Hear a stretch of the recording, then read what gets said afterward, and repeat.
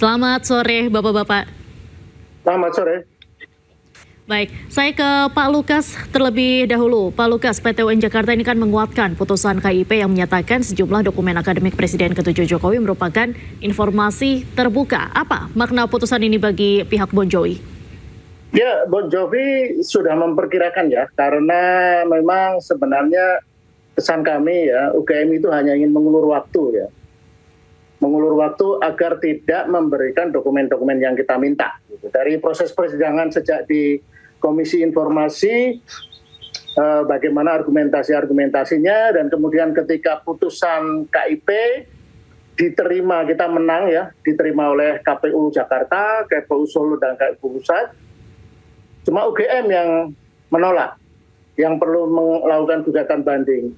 Nah, bagi kami putusan KIP itu sudah jelas sebagai lembaga yang diberi kewenangan terkait dengan informasi.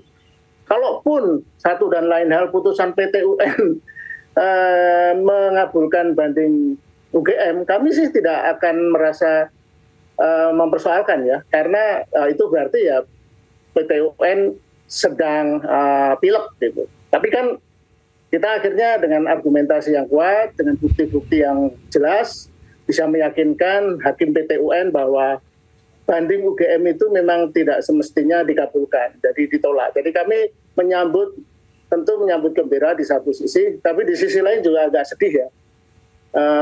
Sedih dalam arti begini, kok UGM begitu ya? Sebuah pendidikan yang kredibel, universitas salah satu yang tertua, yang paling punya kredibilitas, ketika publik mengajukan informasi yang sudah jelas-jelas diputuskan terbuka, kok masih ngelawan gitu loh. Baik. Sebagai institusi pendidikan punya prinsip pemahaman pendidikan yang bagaimana membuka informasi, dan seperti yang disampaikan teman saya tadi, ini kan terkait dengan sistem negara demokrasi.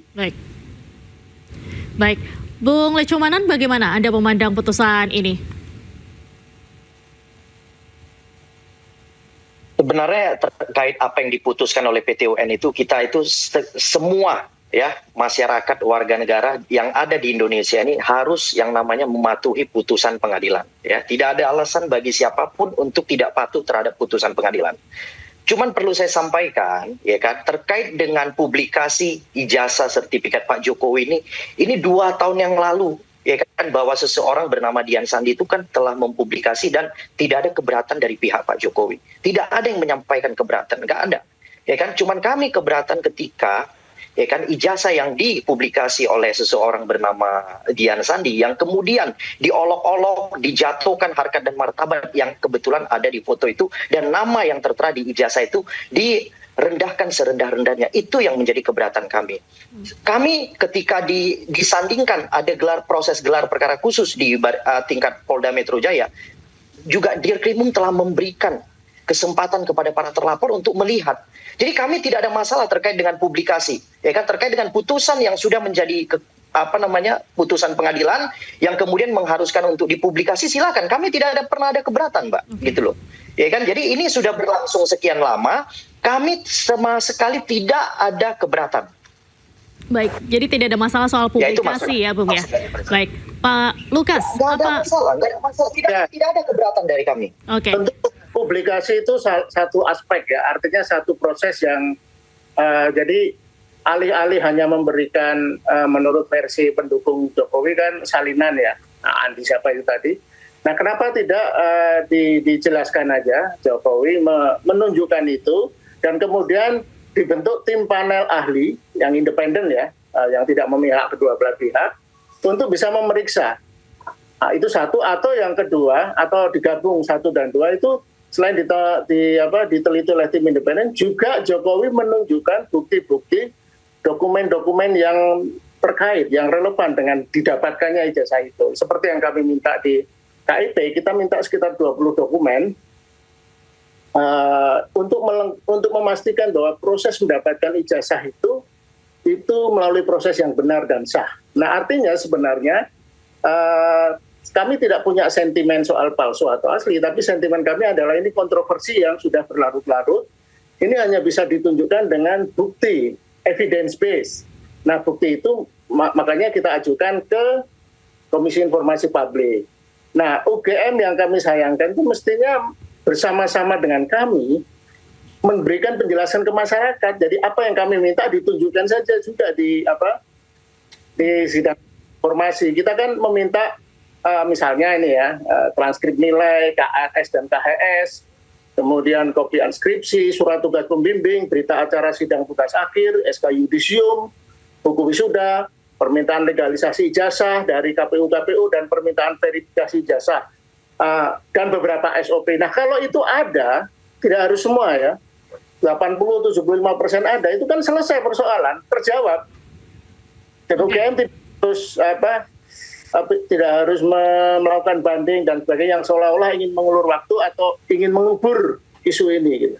Baik, tadi disampaikan oleh Pak Lukas, Bang Lecumanan, masih tidak ada sentimen palsu atau asli dalam putusan ini begitu ya. Dan masih banyak desakan yang meminta Pak Jokowi untuk tunjukkan saja nih ijazahnya ke publik, dan ini akan menghentikan kontroversi yang terjadi terkait dengan ijazah. Apa hal ini akan dilakukan? Ya, tidak tahu itu mestinya cara Pak Lecumanan, silakan Pak. Oke, begini Bang Lukas, ya kan saat ini ijazah asli, baik itu SMA maupun S1, itu sudah disita oleh kepolisian dan sudah diserahkan kepada kejaksaan.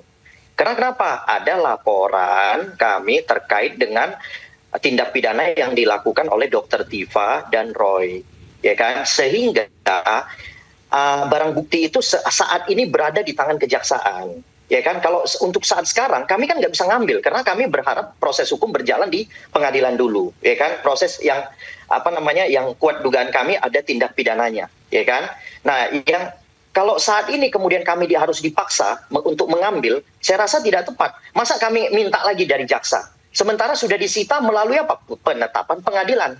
Penetapan pengadilan melakukan penyitaan barang-barang tersebut yang saat ini ada di kejaksaan. Gimana caranya, Bang Lukas? Kami harus meminta dari pihak dari pihak kejaksaan. Karena kan perkaranya sudah bergulir.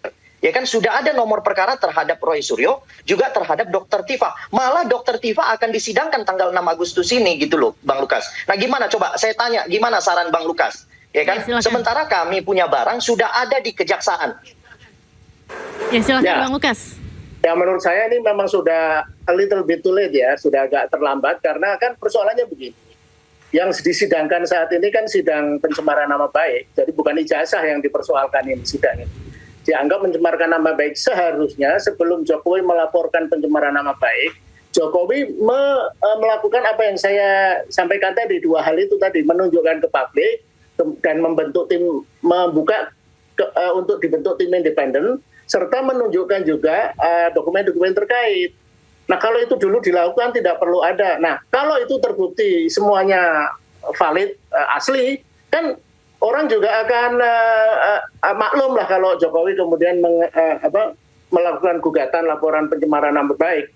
Nah, ini barang yang dipersoalkan belum jelas, tapi kok orang sudah dituduh melaporkan pencemaran nama baik. Nama baik siapa yang dicemarkan kalau ijazahnya belum jelas? Kan itu.